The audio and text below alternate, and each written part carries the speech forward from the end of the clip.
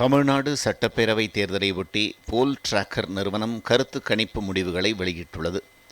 அதில் சட்டப்பேரவை தேர்தலில் திமுக கூட்டணி 42.7% வாக்குகளை பெற்று 178 இடங்களை வென்று மீண்டும் ஆட்சியை பிடிக்கும் என கணிக்கப்பட்டுள்ளது.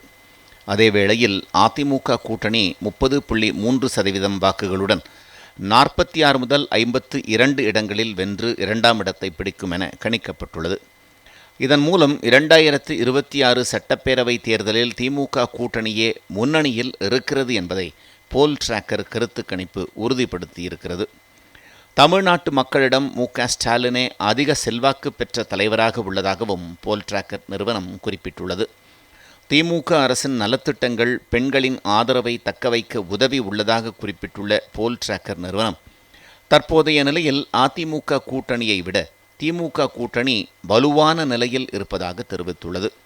மேலும் மேற்கு மண்டலத்தில் கடந்த சட்டமன்ற தேர்தலை விட திமுக சிறப்பாக செயல்பட வாய்ப்புள்ளதாக தெரிவித்துள்ள போல் டிராக்கர் நிறுவனம், டெல்டா பகுதியில் திமுக தனது நிலையை தக்கவைக்கும் என்றும் தென்மண்டலத்தில் கடந்த முறையை விட கூடுதல் முன்னேற்றத்தை காணலாம் என்றும் கணித்துள்ளது.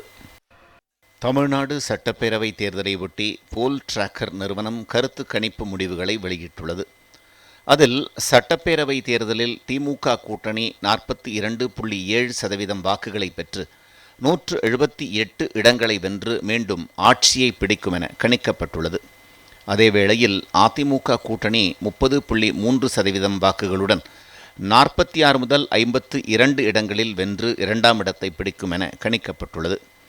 இதன் மூலம் 2026 சட்டப்பேரவை தேர்தலில் திமுக கூட்டணியே முன்னணியில் இருக்கிறது என்பதை போல் டிராக்கர் கருத்து கணிப்பு உறுதிப்படுத்தியிருக்கிறது. தமிழ்நாட்டு மக்களிடம் மு.க.ஸ்டாலினே அதிக செல்வாக்கு பெற்ற தலைவராக உள்ளதாகவும் போல் டிராக்கர் நிறுவனம் குறிப்பிட்டுள்ளது. திமுக அரசின் நலத்திட்டங்கள் பெண்களின் ஆதரவை தக்கவைக்க உதவி உள்ளதாக குறிப்பிட்டுள்ள போல் டிராக்கர் நிறுவனம், தற்போதைய நிலையில் அதிமுக கூட்டணியை விட திமுக கூட்டணி வலுவான நிலையில் இருப்பதாக தெரிவித்துள்ளது.